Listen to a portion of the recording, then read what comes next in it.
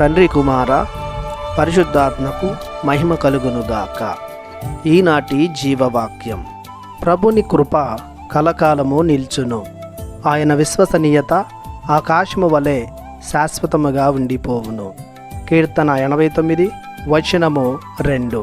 ప్రియ సహోదరి సహోదరులారా, దేవునిచే ప్రేమించబడుతున్న ప్రియ దేవుని బిడ్డలారా, దేవుని కృపను అనేక రకాలుగా వివరించవచ్చు. దైవ ప్రేమ, కరుణ, దయ, శాంతి, కనికరమును కూడా ప్రభుని కృపగా వర్ణించవచ్చు. ఇలా ప్రభుని కృప తనని నమ్మిన, చేరిన, ఆశ్రయించిన, ఆయన దయ కోసం, ప్రేమ కోసం అర్థించిన ప్రతి ఒక్కరికి లభించును. దేవుడు చూపించే ప్రతి ఒక్క మంచి విలువ దేవుని కృపయే. మానవాళికి క్షమాపణ, రక్షణ, విడుదల, స్వస్థత దేవుని కృప వలనే సాధ్యమగును. ప్రభుని కృప ఒక సమయానికో, ఒక ప్రాంతానికో, ఒక వ్యక్తికో పరిమితం కాదు. కొంతకాలం ఉండి మరికొంతకాలం పనిచేయనిది కాదు.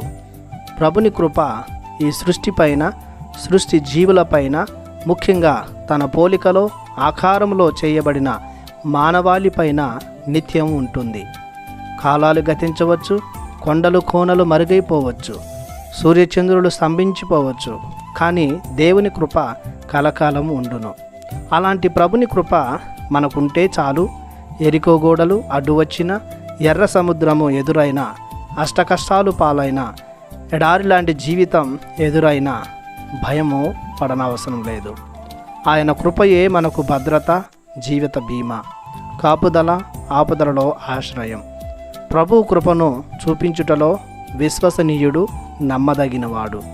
అందుకే బలహీనులమైన మనం ప్రభుని కృపను పొందుకొనుటకు నిత్యము ఆయనను ఆశ్రయిస్తూ మనం కూడా తగిన విశ్వాసాన్ని జీవిస్తూ ఉండాలి.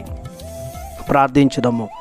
జీవముగల మా దేవా, మీ బంగారు పాదములకు వందనాలు చెల్లిస్తున్నాము.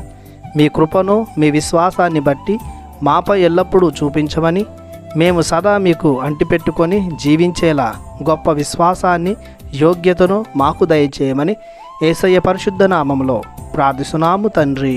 ఆమెన్. దేవుడు మిమ్ము దీవించునుగాక. ఆమెన్.